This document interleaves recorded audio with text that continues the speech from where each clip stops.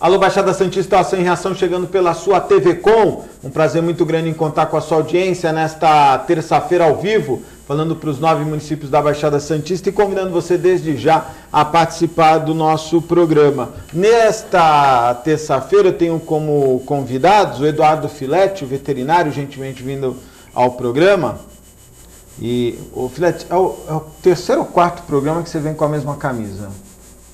Não. Você está quebrado? O outro programa que eu vim aqui, eu vim de terno e gravata, né? Vamos fazer uma vaquinha aqui. Um dia que você falou... Vamos fazer uma vaquinha para comprar uma camisa para o Filete. Que quando eu era convidado... Que eu Vamos fazer uma vaquinha aqui para comprar... Eu até vou falar sobre... O cara quer me derrubar. Outro dia eles não me convidaram no programa, eu não vim aqui e ficaram falando que eu tinha regado no programa, entendeu? Não, no meu programa não. Você amarelou no programa do Manuel. Não veio convidado aqui, é o Filete que não veio, né? No meu, no Ação em Reação, no TV Com Debate. Cara que nunca faltou no programa de TV quando convidado.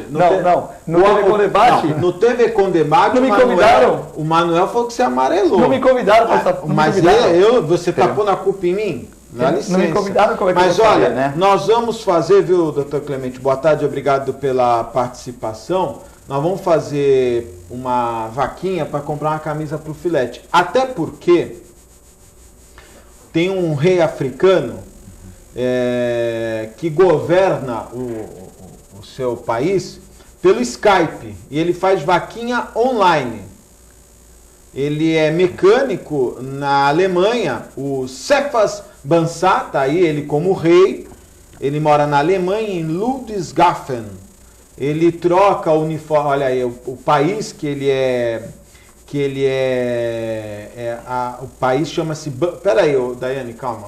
Primeiro, calma, que tá todo mundo correndo aqui. O Banzá.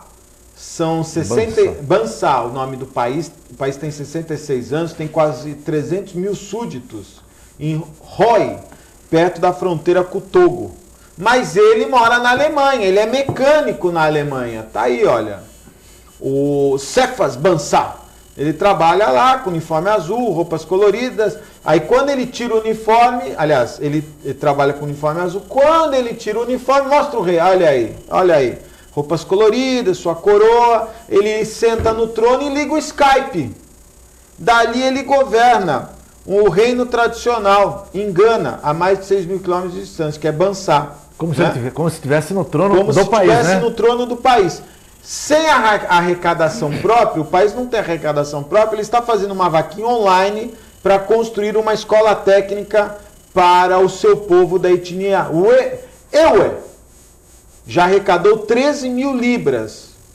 Diz ele para a BBC Brasil, em entrevista por telefone, sem a tecnologia tudo isso seria impossível. Ele chegou ao poder em 1992. Olha que barato, meu. O cara governa um país pelo Skype e ele é um rei, não é nem... É um rei e é mecânico na Alemanha. Eu fico pensando, Clemente, a tecnologia é um negócio absurdo, né? Boa tarde, obrigado pela participação. Boa tarde, Augusto, Filete, toda a equipe e a você, telespectador. Augusto, isso é muito interessante você tocar nesse assunto, porque, claro, é um rei, é uma coisa... um pouco mais suntuosa, mas você sabe que o presidente da GE americana, a secretária dele não fica nos Estados Unidos, ela fica na Índia. Nossa, você me falou isso semana passada, na outra visita, é verdade. Ela fica na Índia, por quê? Porque ela custa cerca de $2 mil para ele. Se fosse nos Estados Unidos, ela custaria $8 mil. Ou seja, ela faz o mesmo efeito de uma pessoa americana trilingue e ele paga menos para ela, então ela fica num outro país distante. Mas tudo online, né? Tudo online. Ela faz a agenda dele na GE e faz a agenda pessoal dele. Eu não sei se você tem acompanhado, eu tenho acompanhado algumas entrevistas, em alguns depoimentos da Lava Jato, e é online.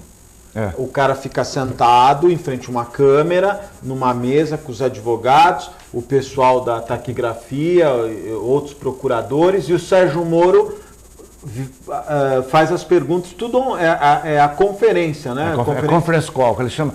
Isso aí nos Estados Unidos já existe há muitos anos. Quer dizer, lembra aquela ideia de transferir preso com aquela comitiva toda? Sim. Custo alto, ainda avião. Existe, né? Ainda existe. Pô, isso aí você minimiza, custo praticamente zero. É verdade. Né? E tem o mesmo efeito, porque no fundo você está falando com a pessoa como se estivesse ao seu lado. Não pode achar que a mulher do cara era ciumento, né, Augusto? a mulher do cara era ciumenta e a secretária era bonita, ela tirou e pôs uma bem afastada dele para não ter o problema, né? Que diz que a secretária era muito bonita, entendeu? Agora, pelo menos não vai ter lava-jato lá, né, Augusto? Porque no caso do rei aqui, ele vai governar e não vai ter lava-jato, porque não dá, ele está em outro país, então fica mais, pelo menos ele está arrecadando dinheiro para o país dele, né? O duro é o país que arrecada e passa para os outros, né, Augusto? É verdade. Que arrecada, constrói porto em outro lugar, com de repente contrato que você não consegue entrar no contrato para ver, que é contrato que não é... que tem aquela... Secreto. Então esse é complicado. Pelo menos o reino dele é pobre, mas ele está conseguindo angariar alguma coisa, né? Duro é quando o reino é muito rico, as pessoas não se entendem e ainda ajudam os outros sem poder ajudar nem as pessoas do próprio reino, né? Isso que é complicado, verdade. Né? Olha, hoje, Dia Internacional da Saúde, uma notícia interessante. O Clemente vai poder falar melhor sobre isso. A maioria dos planos de saúde deve ressarcimento para o SUS. 63% das operadoras de saúde têm dívidas com a saúde pública, por terem gasto dinheiro do SUS atendendo a seus clientes por problemas nos serviços oferecidos. A maioria das dívidas das operadoras de plano de saúde com ressarcimento ao SUS por atendimentos prestados pela saúde pública não foram quitadas. Esses dados são da Agência Nacional de Saúde Suplementar, ANS. Os 10 maiores valores devidos é a Central Nacional da Unimed, a Cooperativa Central, 21 milhões, a Intermédica, 19 milhões, a Prevent Senior, Private, operadora de saúde, 34 milhões, a GEAP, Autogestão em Saúde, 72 milhões de reais, ela parcelou, já pagou 18, ainda faltam 37 milhões, está pagando aí, mas são muitas as operadoras que devem para o SUS. O levantamento mostra que de 1 bilhão e 600 milhões cobrados das operadoras pela ANS, apenas 37% desse valor foram pagos. Quer dizer, eu já tinha escutado isso, muita gente não sabe, mas aquelas pessoas que têm plano de saúde, quando vão para o SUS e fazem um procedimento, a ANS está cobrando da operadora. É isso, Clemente? Exatamente isso. Qualquer procedimento que ela fizer no SUS, por exemplo, ela foi atendida por um clínico lá, um oncologista, detectou uma patologia, aí o cara vai buscar o medicamento oncológico, que é muito caro, na rede pública. Isso, por exemplo, é uma situação. Ou uma cirurgia que é muito caro, uma cirurgia cardiológica, por exemplo, revascularização miocárdica, que ela fica enrolando, ele vai para o setor público, uma cirurgia que vai custar por volta de 80, 100 mil reais, então acaba indo lá. O conflito, Augusto, que é a alegação das operadoras, é que diz que na Constituição a saúde é um dever do Estado e ela tem que ser para todos. Então, mas aí, eu concordo com você, mas é conflitante a partir do momento que o cara paga e precisa de um procedimento. E aí, aproveitar que o Filete está aqui, o Filete que é uma pessoa ligada, não deixa de ser saúde pública, né? Até porque nós vamos falar dos pombos. Ontem eu tive aqui com o Ademir Pestana e o Dr. Mário Cardoso, falando das novas instalações da BN na parte cardíaca. E ontem mesmo ele disse que eles tiveram um procedimento lá de um profissional médico, um médico que passou mal, teve um infarto, chamaram a ambulância, e a ambulância não sei se do SAMU ou do SUS, não é? O médico pediu para que você fosse levado para Benê, resistiram, mas ele acabou sendo levado para Benê. Em 2 horas fizeram todo um procedimento e o cara colocou stent e se salvou. Eu até questionei aqui o Ademir e o Dr. Mário, porque para minha surpresa, isso não poderia acontecer, porque você pode conversar com qualquer um, a informação que a gente tem é de que o profissional da ambulância é obrigado a levar para o pronto-socorro central. E aí o Ademir levantou de que isso está mudando, e o Dr. Mário também alertou que você tem o direito de escolher o hospital. Ficou assim, eu ainda acho que os caras que fazem o atendimento não sabem disso, porque eu me recordo quando meu sogro infartou, ele não quis levar para a Santa Casa, levou para o pronto-socorro. a unidade coronariana em frente aos fundos do pronto-socorro, ele não pôde entrar direto para o pronto-socorro da Santa Casa. Ele teve que ir primeiro no pronto-socorro central. Eu acho que qualquer caminho que você possa encurtar isso para atender rápido, eu acho que tem que ser aceito mesmo. Porque, Augusto, se você tiver o início de um infarto e você for atendido, por exemplo, especialmente na primeira meia hora, 40 minutos, você consegue reverter. Ou seja, o que acontece no infarto do miocárdio, para o nosso telespectador entender?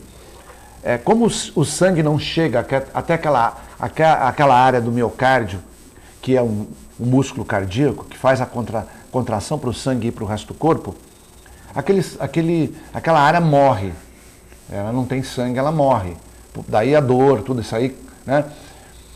Então, se você consegue, logo no início, você tem uma obstrução, você faz um cateterismo ali, você abre aquela artéria, coloca um stent, dá tempo do músculo não morrer. Ele ser irrigado. Ser irrigado. Ele continua, ele sofre um pouquinho de isquemia, mas aí volta a ser irrigado, ou seja, você torna reversível um processo que ia te causar um problema para o resto da vida. Então, realmente, tem que ter essa oportunidade, eu acho que é correto isso. Mas não é... Não é geral, né? Não é geral. Eu ainda perguntei, ele disse que o médico insistiu. Não, o médico insistiu e tal. A vi que era médico, ele falou, não quero que leve aqui, me leva pra cá, né? Ele mas insistiu. É um absurdo isso aí, né? Parece que o irmão que estava junto também, o amigo, era médico, então... Mas você não acha? Eu já poderia levar direto. Olha, eu tenho plano. Ó, a pessoa que está acompanhando, ele tem plano. Eu sei de um caso de uma pessoa que foi para o SUS tendo plano, ficou 1 dia e meio. Até ser liberada. E não tinha atendimento. É uma vergonha, porque você ocupa o serviço público, que é um direito, um dever, mas a gente sabe que não tem como atender todo mundo, né? E deixa o plano de saúde que a pessoa já paga e tal. Augusto, mas só para entender, doutor Camilo, só para entender, então, para que o telespectador entenda, ou a pessoa, como eu vou supor, ela vai no médico numa clínica particular com o plano de saúde dela X. Aí ela tem que ser operada, o cara começa a dar aquela enrolada, ou não tem vaga e tal. Se ela for para o serviço público e eles vão ver que a pessoa veio de um diagnóstico de uma clínica privada, eles vão cobrar daquele plano de saúde o procedimento, é isso? Se ele entra para ser atendido. Isso. Não é? Então, por exemplo, o cara passa mal, ele vai lá e faz um procedimento, ele entrou pelo SUS, aí ele fez um procedimento como esse do médico, cobrado. Porque ele tem um plano de saúde. Porque ele tem um plano de saúde. Então, mas, por exemplo, isso é quando a pessoa vai no plano e, de uma certa maneira, não consegue ser... ela tem uma cirurgia... Não importa. Qualquer procedimento. Também, se eu chegar... O cara foi lá, tem plano de saúde, foi atendido no SUS, o SUS vai cobrar. Mesmo que for direto. Por exemplo, aí, o cara caiu, que se machucou, a ambulância levou ele para lá. Ele chega lá, tem o plano de saúde Sul América, CACI. Chega lá, vão cobrar da CACI depois, é isso? Exatamente. Isso mesmo. É isso mesmo. É meio complexo isso, né? Porque se o cara foi direto lá... É uma opção dele como ser humano ir lá. Agora, se ele for num plano de saúde, o plano de saúde não atender ele corretamente, ele voltar, aí sim, né? Mas é exatamente isso que as operadoras alegam para não pagar. Porque se eu quiser, por exemplo, hoje eu estou com uma dor de cabeça e eu quero ir no plano na prefeitura. É um direito que a pessoa tem, né? Ela tem o plano de saúde, mas pela Constituição é bem discutido isso aí, né? Não tá... Mas é uma questão difícil, né, Augusto? Como? É uma questão difícil, porque... Eu não acho. Não, juridicamente. O plano, se o cara... Porque olha só, se o cara for num hospital, você tem duas situações. Os planos que têm hospitais e os planos que não têm hospitais, que compram o serviço, não é isso, Clemente? Exatamente. Se o cara... no fundo, o plano vai ter custo, ou no hospital que é próprio, ou quando ele compra o serviço, né? Então, na verdade, penso eu que o ressarcimento ao SUS, numa tabela honesta... Ele não está deixando de comprar o serviço. Mas a saúde, ela está na Constituição? Sim, mas desde que o cara está pagando para ter um serviço, por que a operadora não pode ressarcir se está sendo feito o serviço? Agora, o problema no Brasil é que às vezes não funcionam. Ou seja, tinha que ser normatizado pelo Supremo. É o seguinte, isso é lei, ponto final, não se discute mais e acabou. A operadora que não pagar... Está fora do sistema. Pronto. Até porque o SUS é o maior plano de... Eles vendem a ideia de que é o maior plano de saúde, não é? Não é uma... É diferente de saúde pública. Então ele pode... Eu acho... Olha, a pessoa entrou lá, ele prefere... ele quer fazer uma cirurgia, mas ele prefere fazer no Guilherme Álvaro, pelo SUS, do que no hospital tal. É uma opção. Compra o serviço. Vai ter que pagar. Ele ia gastar no hospital particular, gasta no Vai ter que pagar. Olha, a ONG Salvem as Crianças, né? A organização Salvem as Crianças, em inglês naturalmente, colocou o Brasil uma lista com 72 países que, segundo essa instituição, possuem sistemas de saúde vulneráveis a epidemias graves como ebola, que atingiu principalmente países da África Ocidental e matou quase 10 mil pessoas. O relatório divulgado nessa terça-feira, semana passada, mediu fatores como a proporção de profissionais em relação à população, além das taxas de mortalidade infantil e materna, indicadores efetivos do estado do atendimento médico. Nessa lista de 72 nações, o Brasil é considerado o melhor entre os piores, com o melhor atendimento médico, logo após Quirguistão, Uzbequistão, Azerbaijão e Egito. A China ocupa a 12ª posição e a Índia está em 55º lugar. Em últimos lugares, Nigéria, Afeganistão, Chad, Haiti, Etiópia e República Centro-Africana. Em último lugar, a Somália, com o sistema de saúde mais precário do mundo. A gente fica surpreso com uma informação como essa, mas acho que passa praticamente para a falta de saneamento básico, né? Que eu acho que é o que mais gera as epidemias, né? Sobretudo em criança, né? Salve as crianças. Pô, Augusto, isso é uma estatística da Organização Mundial de Saúde, que 2/3 praticamente dos problemas da saúde em crianças estão relacionados a saneamento básico. Ou falta de água potável, água contaminada, ou saneamento básico mesmo. Ou seja, você poderia evitar essas contaminações todas na criança, não no adulto. Quer dizer, praticamente você teria 1/3 das doenças da criança e eliminaria 2/3 se tivesse todo mundo com saneamento básico. Então é triste realmente, é uma notícia muito triste. E aí está aí os países africanos lá na outra ponta, né? Porque realmente não tem saneamento básico. Né?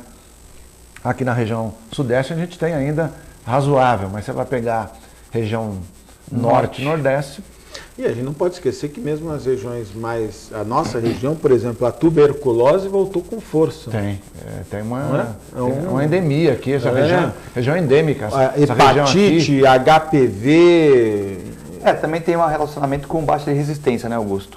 Muitos moradores de rua, muitos contaminados com HIV, muitos que a tuberculose, todos nós temos a possibilidade de ter o bacilo, o nódulo, né? O nódulo no pulmão muitas pessoas têm, né?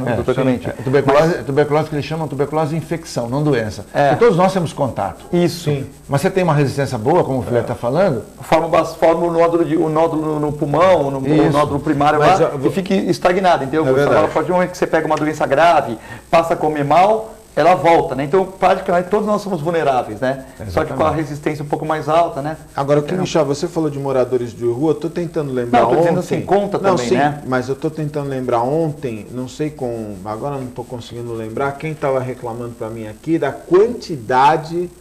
não, desculpa, não foi ontem não, foi no domingo, o Otávio estava conversando comigo e dizendo para mim, olha, ali no canal 6... Tem uns 15... Olha o que o cara me contou. Ele contou porque ele viu, não é porque falaram para ele. Otávio é um felizardo, uma pessoa muito carismática? Muito inteligente, muito educado, que teve a sorte de estar namorando a minha prima. Tá certo. E o Otávio estava me dizendo que lá na ponta da praia, que alguns moradores de rua... Olha que ponto nós chegamos, que os caras ficam no chuveirinho. E aí, quando chega a guarda municipal para fazer algum tipo de abordagem, os caras se ensaboam todos e ficam dizendo assim, vem me pegar. E os guardas ficam naquela situação complicada e tal. Por isso que outro dia teve uma confusão lá no Canal 4 com moradores de rua, algumas pessoas que alegaram que estavam tratando mal os moradores. Ninguém tem que tratar mal o morador de rua, mas morador de rua também não é santo, né? Morador de rua não é santo. Tem os os capetinhas, tem os anjinhos, mas tem os capetinhas, né? E esse caso ele estava me dizendo que a ponta da praia ali, o Canal 6... Bom, o Canal 6 tem uma moradora de rua, uma gordinha, que mora no canal, em frente ao Bradesco, que tem ali no Canal 6 com a praia. Do lado. Essa aí já é moradora. Há 5 anos ela mora lá. Ela mora lá há 5 anos, faz cocô lá, faz xixi, dorme, come, almoça na sentadinha no canal, não enche o saco de ninguém, ninguém enche o saco dela. Eu pergunto... Porra, nós temos que estar mesmo nessa lista, né, Clemente? Tem que estar. Não, aqui também na Praça Fernandes Pacheco. Tá cheio. Ali tem, o cara faz xixi ali, não quer nem aquele saber. Fica um cheiro horroroso. Então, eu concordo, quer dizer, você tem que ter uma certa tolerância, mas é preciso que as pessoas também entendam o quanto isso complica a saúde pública. Né? E morador de rua não quer sair da rua. O doutor Clemente falou muito bem, né? Faltam as leis, né? Por exemplo, falando de saúde pública, outro dia na nossa praticagem aqui, não quis adentrar, né, num navio que chegou da África. Foi criticada. A Anvisa não foi lá, ou o navio teve que contratar um médico particular para fazer. Mas veja bem, se a praticagem vai lá, pega uma virose daquelas, uma virose daquelas que tem na África e nós não temos aqui. Então acho que a praticagem agiu corretamente, mas a imprensa criticou a praticagem, dizendo que eles estavam se achando muito e tal. Mas já bem, tem um navio africano, o sindicato dos práticos foi contra. Você vai pôr um funcionário seu lá, dentro do navio, e se tiver alguma doença? Né? Então você tem que, de uma certa maneira, fazer, mas não tem lei, a Anvisa também não foi, aí o navio teve que contratar uma agência particular, né, um médico particular, uma clínica, para ir lá, para ver que não tinha nenhum problema, para poder a praticagem atracar o navio. Quer dizer, um empurra para o outro, o cara da praticagem hoje foi na minha clínica, estava chateado, um prático, porque a imprensa caiu de pau neles, que eles não quiserem ir no navio. Falei, mas se eu vou lá, filete, pega uma doença que incube 21 dias... Mas vai ver se...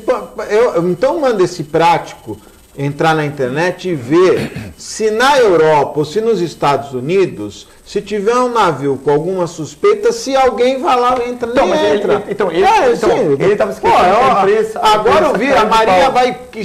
Olha, eu posso falar uma coisa? Augusto tem razão, você tem razão. Pô, para, né, meu? Os caras têm razão, né? Os práticos têm razão. Lógico. Então, mas aí é falha da Codesp. A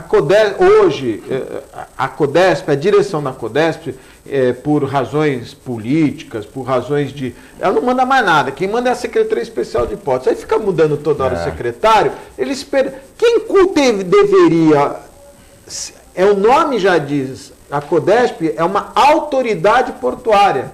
Quem deveria dar a palavra final é a Codesp. Um navio que tem suspeita de alguma pessoa, qualquer ela que seja, com ebola, com qualquer coisa. Concordo, o prático não pode ir lá. Sem dúvida nenhuma, você falou isso, no mundo todo é assim. Então, mas não tem uma normativa, se é nos Estados Unidos eles isolam tudo, né? Separa tudo. Avião desceu, tem suspeita, o avião vai ser examinado, só não sai ninguém. Não sai ninguém dali. Não, e mesmo depois, eles têm um controle absoluto. Quarentena, faz tudo. O Augusto leu aqui a fragilidade do sistema público brasileiro, os caras preocupados então que você dissemine uma doença realmente, fique fora do controle. O americano, ele tem controle da onde o cara saiu, para onde ele foi, e vão atrás, e sabe todo o trajeto da pessoa. Mas isso mostrou no caso Ebola, quando teve o caso das enfermeiras, eles foram atrás, isolaram uma família que tinha tido contato com a moça, os caras não podiam sair de casa. Mapeia e não sai mesmo. Mataram o cachorro da mulher. Mataram o cachorro da mulher. E levam comida para os caras dentro de casa. Levam a comida lá e o cara não sai. Não adianta. 21 dias agora, não é que a gente está defendendo o Estado, não é que você defende os Estados Unidos, não é que, só que os caras são organizados lá. Podem ter 1 milhão de defeitos como todos nós, mas eles são organizados lá. Aqui é uma baita de uma desorganização. A maior prova dessa desorganização é que agora estão levantando os mapas aí do terminal, que a Codesp diz que ali não é área portuária, é área industrial, mas é um terminal. A Codesp deveria sim ter preocupação com o que está acontecendo ali dentro. Agora vem, e até acho que vão investigar, e eu falo meu nome, Augusto Capô de Casa. A CETESB diz que o CO2 queimado não vai trazer problema nenhum. Não sei quem diz que o meio ambiente não foi atingido. Esses caras não devem entender porra nenhuma de meio ambiente, né? Desculpa a expressão. A Globo mostrou a foto dos peixes todos mortos ali, pô. São toneladas de CO2 que, aliás, eu até quero parabenizar um vereador, acho que é o Sérgio Santana, que ontem na Câmara, um dos requerimentos, ele queria saber que a CETESB faça um estudo do que foi para o ar, de que tipo de substância foi para o ar. Acho que foi o Igor Martins, né? Não, foi o Sérgio Santana. De que tipo de queima foi para o ar. Porque é um absurdo dizer que não afetou nada. Agora a gente já tem informação de pássaros que estão aparecendo mortos na Serra do Mar e em Cubatão. Porque é natural. É um Mas você já viu peixe, Augusto? Vi, em razão toneladas de peixe. Quem fez um artigo muito bom sobre isso, um relato, foi os amigos da água, né? O Rodolfo. É verdade. Ele fez toda a parte da bioquímica, da física, o que um gás interagindo com outro ocorre. Olha aí, obrigado. Olha as imagens aí. O pessoal aí do ONG Amigos da Água está de parabéns, né? Porque fizeram um trabalho olha muito bacana. Olha a quantidade de peixes mortos. Esse é o Rio Cubatão? Esse é o Rio Cubatão. Olha lá, ó. Eu, sinceramente, os moradores ali, Jardim Piratininga, ontem mesmo uma pessoa que trabalha olha lá. Olha aí, isso aí. Louco esse negócio. Isso aí é agora, o que vai para o ar também, eu particularmente acho o seguinte, nós estamos, até falei isso aqui ontem, olha a quantidade de peixe. Quanta sujeira também do favela da região ali de Frijoga, né? Tudo bem, não vamos justificar, mas... Peixe não morre com isso aí, né? Especificamente a questão dos peixes. Agora, eu ontem até falei sobre isso aqui, nós vamos falar mais no próximo bloco, mas eu queria deixar um alerta. Estão cobrando muitas autoridades, né? A prefeitura, governo do estado, que não sabe, que deveria tal. E eu fiquei pensando o seguinte, Clemente, eu queria que você refletisse comigo e o Eduardo Filete também. A Ultra, o Grupo Ultra é uma multinacional, é uma empresa, uma potência. Não é? Ultragás, negócio de farmácia, Ultracargo. Sim, a Ultracargo é armazena, mas o Grupo Ultra é um grande, povo. Muito grande. É uma empresa internacional, multinacional. Os balanços, eu tive o cuidado de analisar alguns dos balanços da Ultracargo, são valores estratosféricos. São lucros. Uma empresa que leva uma semana quase para comprar espuma, que a espuma que está vindo para combater o incêndio, ela é 4.000 vezes mais poderosa que a água. Americana. Não é? Eles levaram uma semana para decidir isso. Não é? Eles sabiam do perigo, porque eles vivem lá, sabem que um tanque está ao lado do outro. Não tem um corpo efetivo, houveram demissões. O lucro, olha só, a mistura da água com o pó, os bombeiros se matando para trabalhar. Eu acho que 50 milhões é pouco. 50 milhões de indenização é pouco. Essa empresa ela deve ser condenada porque o crime ambiental, o impacto social que ela causou, os prejuízos às outras... A BTP não pode trabalhar, está parada. Os caminhões estão parados que vêm para Santos. Os caminhões estão parados. O navio não pode abastecer, contânea e tal. Imagina para o porto, atraso de... Não é? Embarque. Para a gente que Guarujá não, mas para Santos foi um atraso. Outra coisa, quem tem negócios para resolver, olha... Em Santos, para Santos eu não vou, né? A Archeta está fechada, a Imigrante está lotada, o perigo de passar em frente. A própria Páscoa teve menos turista aqui na região. Lógico, porque na quinta-feira aquele negócio... Agora, me chamou a atenção essa demora numa emergência como essa. Levou uma semana, agora que está chegando a espuma, agora já gastaram 6 bilhões de águas, 6 bilhões de litros de água do mar, Clemente. Não, eu concordo contigo. Eu acho que isso aí, na hora que... Eles já sabiam que não ia apagar o fogo. Não tem como apagar aquele fogo. Então, já devia ter imaginado, se essa espuma, como você próprio disse aí, são milhares de vezes mais potente que a água. Caramba. Não tinha outra, né? E essa espuma pode ser armazenada, por exemplo? Porque deveria. Por que não teria essa... Deveria, exemplo, lógico. Agora a gente tem que repensar, porque esses tanques, eles são muito antigos, né? Eu não entendo disso, que eu não sou engenheiro, mas estão muito perto um do outro, né? Então, aí já está se questionando. É uma coisa que muito perto do outro para ser arrumado. Mas na época que foi feito, tudo bem, eu li até o cara que fez o projeto, lógico. ele tem uma página da Tribuna lá, que ele fez isso em 2002. A lei era uma. Era uma. Agora mudou, a distância agora tem que ser maior. Só que tem um detalhe, viu, Clemente? Já tem fotos na internet que mostram, até porque o Google é uma possibilidade de você avaliar isso. Já tem fotos aéreas mostrando que há possibilidade de, nesse período, terem sido construídos outros tanques. Assim. Mais próximos, não era a densidade lá de tanques é muito grande, né? Agora, o Filete colocou uma coisa que é importante. Mas pode armazenar espuma? Veja, eles têm que estar preparados para isso. E qual o risco ambiental que nós corremos? Por que também, por exemplo, agora uma normativa, já que tem um sistema desse muito grande, tem que ter um bombeiro, não os profissionais do bombeiro estão de parabéns, mas ter equipamento adequado. Sim. Por exemplo, você não pode ser uma multinacional, vai explorar um país de segundo, terceiro mundo e você não põe, você tem que ter recurso. Os caminhões que estão usando são de outras empresas. Outra coisa, a bombeiro de São Paulo, bom, então nós temos as empresas aqui, eles têm que capacitar e dar recursos, talvez 50 milhões aí, para a gente fazer um bombeiro a nível de poder, não o corpo humano é bom, mas o material técnico tem espuma, tem vários caminhões, tem de repente um barco flutuante que ele pega água do mar e já coloca e não precisa do navio da Petrobras. Aí eu acho que a gente não pode colocar esse peso todo nas costas do Estado. Porque, veja, nós não estamos falando de um condomínio residencial, nós não estamos falando de uma favela, nós estamos falando de uma empresa que explora comercialmente uma atividade de risco, que é a armazenagem de combustível. Ela tem que estar preparada, pô. Tem que estar. Não, isso que o Filete falou foi muito interessante, porque, Augusto, tem várias empresas no polo de Cubatão, elas têm os bombeiros próprios. Sim. Quer dizer, não é o público, né? Ela tem um sistema de treinamento, a própria Petrobras tem esse sistema. Está emprestando gente. No prédio da Multimagem, na minha clínica tem 7 extintores de incêndio, 7, né? Na Multimagem com certeza tem mais, porque o prédio é maior. Então, de acordo com o risco, nós temos que ter um aparelhamento maior, né? Tipo, mas deixa eu te perguntar um negócio, você armazena o que lá? Nada. Não, mas por exemplo...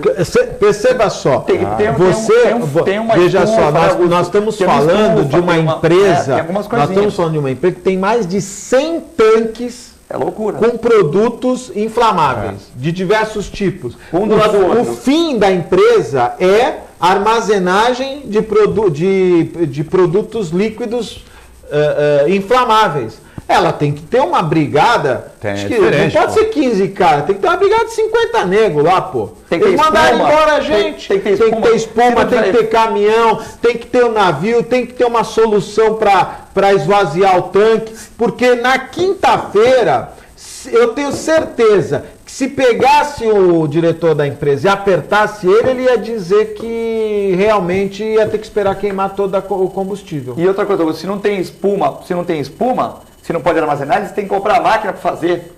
Tem que ter a máquina. Mas a espuma armazena, porque a espuma ela deve agir sob contato com o... Então, mas se não tiver, eles têm que ter como produzir isso em um dia. Agora, mostrou que a empresa... Porque eu estou dizendo isso porque eu tenho visto muita gente criticando o prefeito, criticando o governador, criticando não sei quem e tal. Agora, peraí, vamos parar. Pô, a empresa vive disso e quer dizer, o cara armazena combustível e não está preocupado num acidente, como agir, não tem um equipamento necessário, levou uma semana para comprar, vendo que não estava apagando, porque na quinta-feira a gente já ouvia dizer, olha, não tem como apagar, tem que queimar tudo. Quer dizer, deixar os bombeiros, muitos desses bombeiros vão sofrer com problemas respiratórios.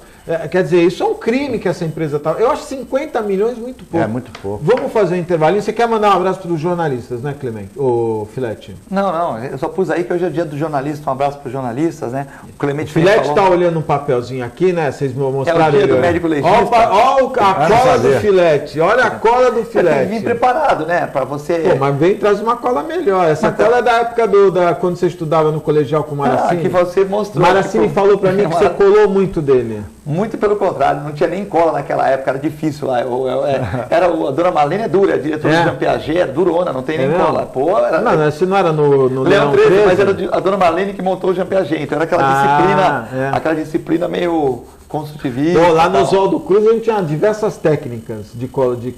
Caramba. Várias técnicas. Era livro embaixo da carteira. Não, isso aí já não é. Isso era aí... Maracini, a minha turma era Maracini, era o presidente da Olha, eu vou contar, tinha um. Ainda esse cara ainda tá vivo, pô. Estudou comigo. Moscatelli. Fernando Maioral colava pra caramba. Fernando Maioral me assiste sempre aí. Fernando, um abraço pra você. Grande colador. O Giba, grande colador. Tinha um lá que o cara inventou um negócio no relógio que puxava a cola assim. Aí ele lia, a professora chegava, soltava. Marcos França era colador também. Pô, devia colar pra caramba. Então vamos fazer um breve intervalo, é muito rápido. Fique aí, eu volto já.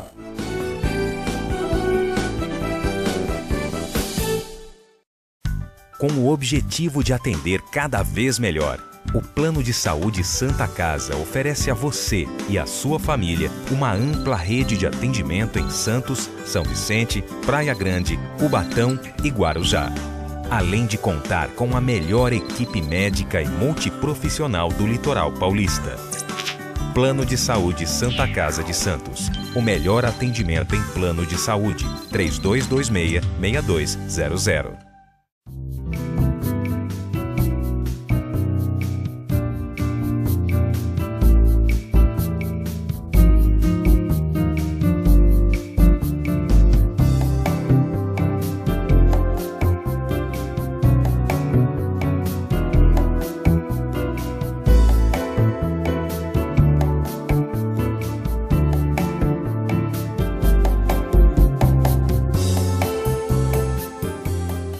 Existe um lugar em Santos onde você encontra os empreendimentos mais fascinantes da região. Um lugar amplo, aconchegante, feito para oferecer o melhor atendimento para você. Um lugar que reúne as melhores opções residenciais e comerciais nos bairros mais nobres de Santos. Um lugar que a gente nem precisava dizer, porque você já sabe. Central de Vendas Grupo Mendes, Rua Guaiaó 55, Aparecida. Venha fechar um bom negócio para abrir as portas do seu novo lugar.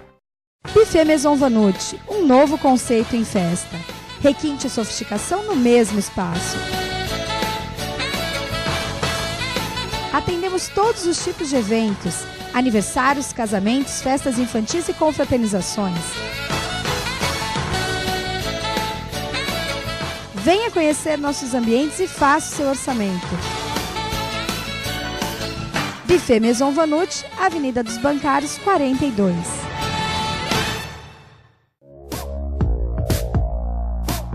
Sindicato dos Trabalhadores Municipais de Praia Grande, há mais de 20 anos levando aos seus associados planos de saúde e convênios, assistência odontológica e jurídica, curso de capacitação e outros benefícios, dando aos servidores melhores condições de trabalho e qualidade de vida. Para mais informações, acesse o site www.sindicatopraiagrande.org.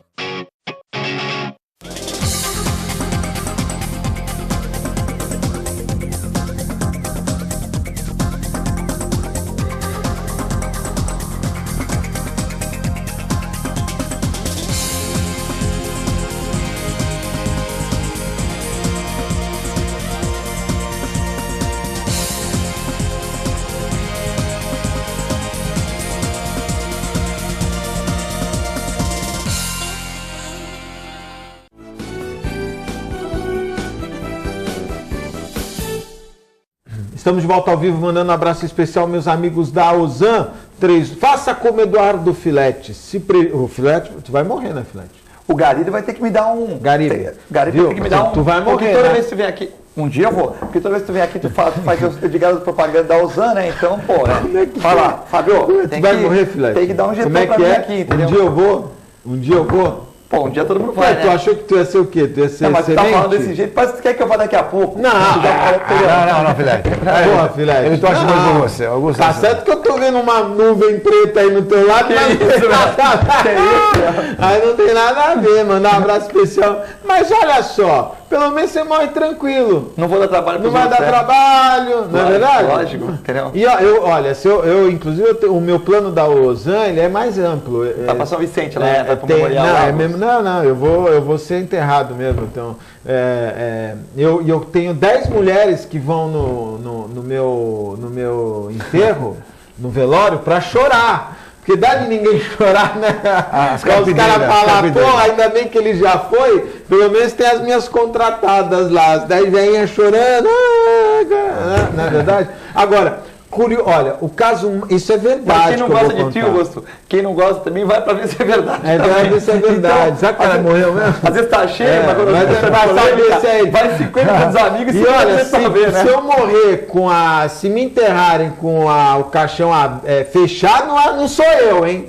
É que nem o comendador, não sou eu. Mas, ó, eu vou te falar. Tá deixando o bar pra fazer o cargo comendador, Augusto? Não, mas... Tá estilo comendador agora, é isso? Isso é preguiça mesmo. Mas eu vou dizer uma coisa pra você. Tem um caso aí que ficou conhecido na cidade.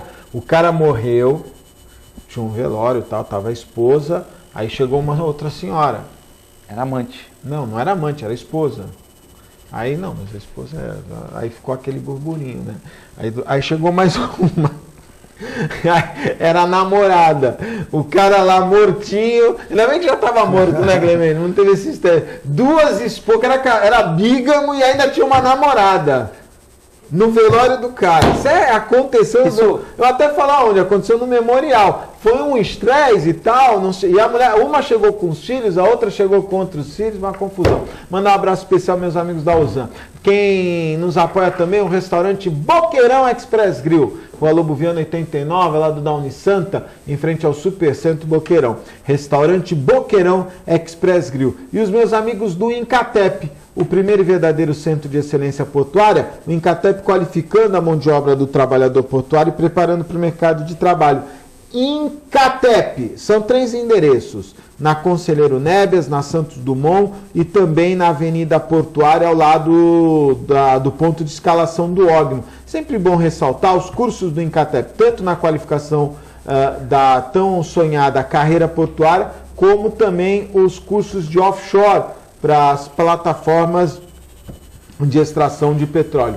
Incatep, o primeiro e verdadeiro centro de excelência portuária. Eduardo Filete, como é que anda o teu estudo quanto à hiperpopulação de pombos? No ano passado eu me recordo, aliás, em 2013 eu me recordo, a Fernanda atentou para esse problema, foi feita uma audiência pública, me passou um descaso, pelo menos eu senti um grande descaso por parte da CODESP, que é a empresa, a entidade que deveria cuidar disso, porque a proliferação tem muito a ver com os grãos. E como a nossa exportação, os recordes da CODESP tem a ver só com grãos, mais de 50, bem mais de 50% em razão dos grãos, você fez já um estudo, uma ocasião, está fazendo um outro, né, Filete? Há 20 anos nós estamos fazendo estudo, Augusto, mas em Santos é o 3º estudo, né? Santos e São Vicente. Dividir Santos em 70 pontos, São Vicente 60.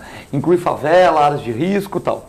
Nós vamos coletar as fezes, vamos fazer exame, vamos pegar os pombos mortos da rua para fazer necrópsia, para ver do que eles estão morrendo também, se a poluição está atrapalhando eles também.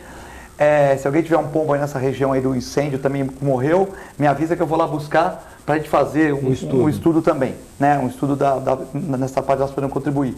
Tem um questionário para as pessoas que ficam em volta do trabalho, se elas gostam do pombo, se elas não gostam, o que elas acham, sabe se alguém ficou doente do pombo, que muita gente fala que ficou cego por causa da toxoplasmose, e o pombo não transmite a toxoplasmose, só se você comer um pombo e as fezes dele estiverem cruas, né? Não, a carne dele estiver crua, a carne é mal passada, e ninguém come pombo aqui na região que a gente conhece. Então, depois nós também estamos pegando as fezes secas dos pombos para examinar, e também estamos fazendo um trabalho junto com alguns médicos para ver se eles estão tendo incidência de doença de pombos nos hospitais, tudo. Falei com o caseiro outro dia, vou falar com o pessoal da infectologia para ver se a gente consegue fazer um trabalho em conjunto. Eu só estou assustado, Augusto, com 2 coisas. Primeiro, com o número de pombos tem aumentado muito. E segundo, que a prefeitura faz um trabalho muito bom, que a prefeitura se preocupou com isso, ao contrário da CODESP, como você falou, que parece que não deu tanta importância assim, mas que a prefeitura ela segue os veterinários da prefeitura dizendo que a população é culpada do crescimento de pombos. Pelos meus estudos, eu acho que a ciência é isso, né? Um acha uma coisa, o outro acha outra coisa. A primeira cirurgia cardíaca foi feita de um jeito, hoje é totalmente diferente. Então acho que nós temos que discutir as ideias, né? Já que nós estamos falando de cirurgia cardíaca e tal. Eu acho que 95% da população dos pombos cresce porque não tem predador e porque o porto oferece alimentos. E que a população só contribui com 5%. A prefeitura faz o mesmo trabalho também, mas acho que a população contribui com muito mais que 5%. Então essa coisa que eu também estou querendo resolver através dos questionários, através das fotos, onde nós vamos diagnosticar se o problema é portuário e um pouquinho da população, ou se é muita população e muito do porto. A gente está discutindo isso. Que passar com a população... É muito fácil. Do mesmo jeito que você falou. Eu acho que o governador Geraldo Alckmin, o prefeito Paulo Barbosa, o prefeito não tem culpa nenhuma no incidente.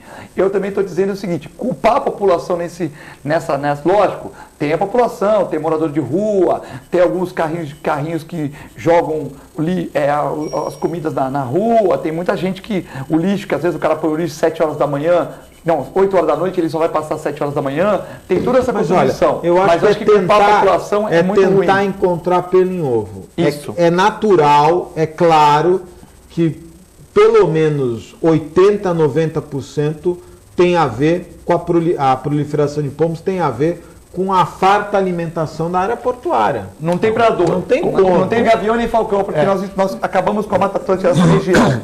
Não tem falcão nem gavião. E o pombo agora, ele se adaptou. O pombo, Augusto, era uma ave, vamos dizer assim, meio rural, gostava. Hoje, o pombo, se você soltar o pombo, Augusto, lá na, sei lá, vamos supor, numa área na Bertioga, numa área de mata, lá na Riviera, numa área de mata, você solta, ele não fica, ele vai para a Riviera, vai para a Bertioga e ele migra. Ou seja, o pombo hoje, ele não é um pombo mais selvagem, ele se adaptou na cidade. Tanto é que também, você pega aqueles pombos rurais, eu morei na zona rural há muito tempo, eles realmente, você faz um barulho aqui, ele se manda. Aqui você está andando aqui, o cara está junto de você, ou seja, eu acho que você vai fazer esse trabalho, eu acho que realmente é uma contribuição muito importante para a cidade, para a população como um todo, mas no fundo você já sabe o diagnóstico, né? Eu estou achando uma coisa que eu não achava antes, muitas giardias e muitos vermes nas fezes dos pombos. Nas outras pesquisas muitos vermes assim, eumintos, giardias e muitos parasitas. Isso tem a ver com o quê? Os pombos estão, vamos supor, estão bebendo água contaminada, porque eles estão com muitos parasitas. Hábitos humanos, vai. Hábitos humanos. Eles estão com muitos parasitas que eu não via 20 anos atrás. Eles estão com tênia, com giardia nas fezes, eles estão muito parasitados, os pombos. Quer dizer, isso tem a ver com contaminação... ou talvez bebendo água no canal, talvez a cidade cresceu, eles não têm muito por exemplo, condição de beber água em lugares, estão bebendo água em calha, mas todos eles estão parasitados, o que eles não tinham antes, entendeu? Eles estão parasitados. Agora, deixa eu te fazer uma pergunta.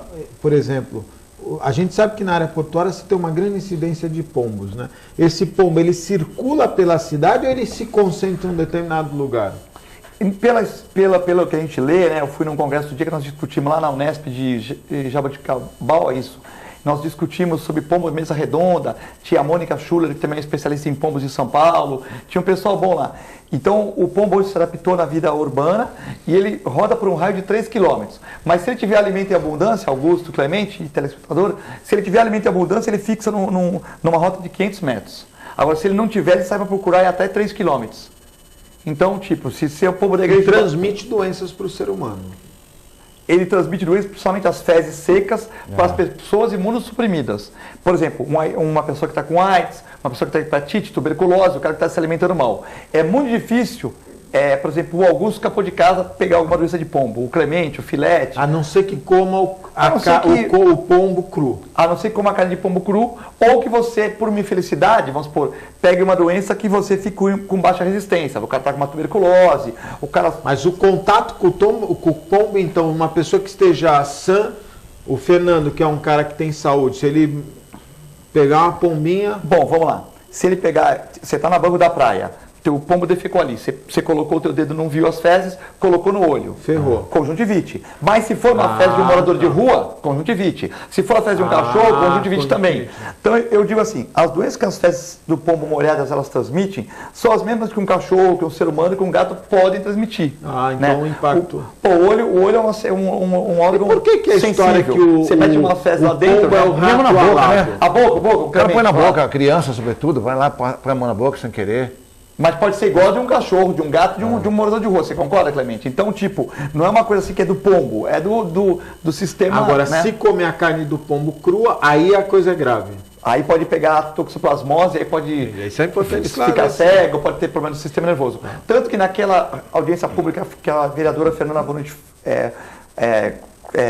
realizou, uma pessoa até conhecida aqui de Santos, eu não vou citar o nome, você conhece, um cara até foi presidente de clube aqui em Santos, tudo, ele foi lá e falou, eu fiquei cego, de olho, por causa de pombo. Aí eu falei, mas como? Não, porque as fezes, eu falei, mas você nunca poderia ter ficado cego por causa do pombo, só se você comeu carne crua. Não, mas o meu oftalmologista falou, eu falei, tudo bem, ele falou, mas ele fez o exame para ver se você tem toxoplasmose, ele fez o exame de GG, de GA, para saber, não fez, quer dizer, então fica no olhômetro, então é aquele negócio. Agora, com a tua pesquisa, nós vamos poder ter um mapeamento de como... Tem uma ideia de número hoje, Cleber? A última vez que eu fiz estava em 200 mil pombos aqui em Santos. 200 mil? Fazem uns 5 anos. Você acha que aumentou em quantos por cento? Não dá para falar ainda, Augusto, que eu só fui em 4 pontos, mas eu fiquei assustado. É mesmo? Eu fiquei assustado com o pombo. Esses 4 pontos cresceram quanto? Já tem essa... É que a área portuária, Clemente, é muito difícil. Não, eu fiquei curioso, quais são esses 4 pontos que você ficou... No Porto. Ah, no Porto. Eu fui no Porto. E na área do mercado? Não, então, eu estou chegando lá. É Porto, Mercado, depois vai Igreja do Imbaré, as regiões que tem mais pombo, né? Que tem bastante pombo. Isso. Igreja de Imbaré já não tem tanto, caiu. Mas no Porto eu fiquei assustado. Tem uma foto... Com crescimento. Pô, nós temos uma foto que nós fizemos pombo voando, não tem céu, só tem pombo. Cara... Vai de encontro com o que você acabou de falar. A Tribuna também fotografou numa sexta-feira, quando saiu essa matéria, umas 4 semanas atrás, que saiu na capa sobre esse trabalho que o Santos Cecília está fazendo, que eu estou coordenando. Eles tiveram uma foto muito feliz. Estava uma foto com guindaste, você não viu os guindastes, só viu os pombos. Olha só. Então eu fiquei impressionado. Tipo assim, para o pessoal que está fazendo trabalho comigo e está acostumado a ficar impressionado, é como o Clemente olhar uma radiografia digital, um raio-x digital, um ultrassom e falar, nossa senhora, quer dizer, quando o Clemente está acostumado a ver tumor de mama tal, não, isso é um tumor pequeno, vai lá que dá para operar, dá aquela acalmada na pessoa tal, quando ele vê uma coisa muito grande, para o Clemente assustar é uma coisa realmente que, muito difícil pela experiência de 30 e poucos anos que ele tem de carreira aí, ele assustar com alguma coisa e falar, nossa, a coisa é feia, né? Você percebe isso? Assim, eu percebo a quantidade de pombos de forma... Não, eu percebo. Até perguntei da área do mercado, porque eu suponho que lá também deva ter uma concentração grande. Agora, a portuária a gente já sabia. Eu só não sabia que era essa dimensão. O Filé está falando que você não consegue nem ver o guindaste. Quer dizer... Assim, eu li que a Codesp estava junto com a prefeitura tentando encontrar uma solução. Você já ofereceu uma solução que é a anticoncepcional, mas até hoje ninguém quis se... A Codesp, eu conversei com uma pessoa, Augusto, que fez um trabalho para a Codesp. Eles querem que capture o pombo, vai capturar o pombo numa armadilha, aí o que acontece? E eles soltarem em outro lugar. Mas o pombo, a gente torna reptil. O pombo hoje em dia ele é urbano. Então se você pegar o pombo aqui, soltar lá na área continental, ele vai voltar. Ele não fica lá, né? Ele vai para o Guarujá, ele vai para o lugar mais perto. Nós vamos transferir o problema. Por exemplo, fizeram experiências, por isso que é bom esses congressos. O cara lá em Tupã, ele pegou e levou para uma fazenda 20 quilômetros, não tinha nada, só tinha fazenda 20 quilômetros de raio, ele levou. Os pombos ou morreram ou voltaram, porque eles anilaram os pombos. E uma coisa que estão fazendo, que é crime ambiental, gente, é que eles põem os pombos na gaiola e começam a alimentar mal os pombos. Isso o cara me falou. Aí o que acontece? Deixa o pombo fraco. O pombo vai ficando fraco. Alguns morrem e outros eles soltam. Que é para morrer. Aí o pombo fica fraco, ele não consegue voltar. Mas em algum lugar ele vai fazer um ciclo. E ele vai comer o milho daquele pobre agricultor, ele vai trabalhar em algum outro local. Então você está transferindo o problema, o que é crime. É como a prefeita de Suzano, que é do PSDB, né, trouxe moradores de rua para a nossa prefeitura aqui. Depois ela falou que não sabia, aí o Paulo deve ter resolvido lá com... Pô, é um crime, ela trouxe moradores de rua da cidade dela para cá. Isso é criminoso. Agora, é como ele transferir pombo, é criminoso também. E como pôr pombo em gaiola, deixar o pombo sofrer para morrer também é criminoso. Certeza. A tua ideia, eu acho que é a mais lúcida da pílula anticoncepcional, porque aí naturalmente... Aproveitamento do pombo no viés turístico, né? Como faz o país da Europa, porque não vai dar para tirar... Lá na Biquinha não tem mais. Não tem mais, lembra que a gente ia comer um doce lá, a gente ia comer um... Não, porque acabou, né? O Billy acabou com as barraquinhas, agora os caras... Né? Olha, eu tinha acho que 5 anos de idade, minha mãe me levava na Biquinha, Clemente. Comer as cocadinhas lá. Você deve ter ido lá também, como adolescente. Aquilo lá, para todo mundo, não né? É? Era. Acabou aquilo. Acabou tudo. Que coisa, a Biquinha era um negócio... Era gostoso. Cara, porque tem algumas coisas que a gente não... falam tanto em preservação cultural, a preservação cultural não é só imobiliária, a preservação cultural é de costumes, né? Não é só museu também, tipo né? CPE, não é verdade? Tipo o CPE, né, Augusto? Tipo CPE. O CPE acabou os carrinhos, mas fizeram melhor. Então, continuou lá o CPE, o centro daquela paquera antiga, tal, continuou. Hoje não tem tanta coisa, mas a biquinha, acabaram com a biquinha, quer dizer, acabaram com a biquinha, o prefeito Bini. Você sabe o que eu não entendo? Eu até falei isso outro dia. Eu acho que quando você se candidata num cargo como de prefeito, por exemplo, que você vai... Não dá para quando você assume dizer assim, olha, está quebrado, não tem dinheiro, a situação é grave. Porque isso você tem que saber quando você se candidata. Olha, eu estou me candidatando porque a cidade está quebrada, não tem recurso, eu vou tentar ajudar. Porque depois que você ganha a eleição, usar esse subterfúgio de que está quebrado, não tem dinheiro, não tem isso, não tem aquilo, veja, isso a gente já sabia. Exemplo do Modesto Romano Santos, que o time não está ruim e ele não se queixou uma vez que encontrou dívida. Ele fala internamente, mas ele não se queixou. Peguei o time quebrado. Publicamente ou não, ele falou uma, duas vezes. Mas não foi o prefeito, né? O prefeito fala todo dia, né? O cara pergunta assim, bom dia. Não tem, tá de... Né? Filete, olha lá, porque agora elas estão escrevendo assim. Comendador Augusto Capô de Casa. Agora a gente já chama de comendador. Comendador Augusto Capô de Casa. Muito obrigado. Eduardo Filete. Tá tudo bem, Eduardo? Tá tudo bem. Muito obrigado pela participação. Um abraço para o pessoal da técnica aqui, né? Pro meu amigo Clemente. Tá fazendo um regime de engorda? Não, você deu uma engordadinha, hein? Um dia tu fala que eu tô magro, um dia eu tô gordo, que guiado. Não, regime de engorda. Tá certo. Clemente, muito obrigado pela participação. Comi muito chocolate na Páscoa. Obrigado, Augusto. Obrigado, Filete, a toda a equipe. E um beijo especial para você, telespectador. Fiquem com Deus. Até o próximo. Eduardo Filete, um abraço, viu? Obrigado pela participação. Obrigado. A você, telespectador, muito obrigado pela audiência. Nós estamos indo embora, mas voltamos amanhã, às 1h15 da tarde, ao vivo, direto aqui dos estúdios da TV Com. Um forte abraço e até amanhã, se Deus quiser, ele há de querer. Tchau.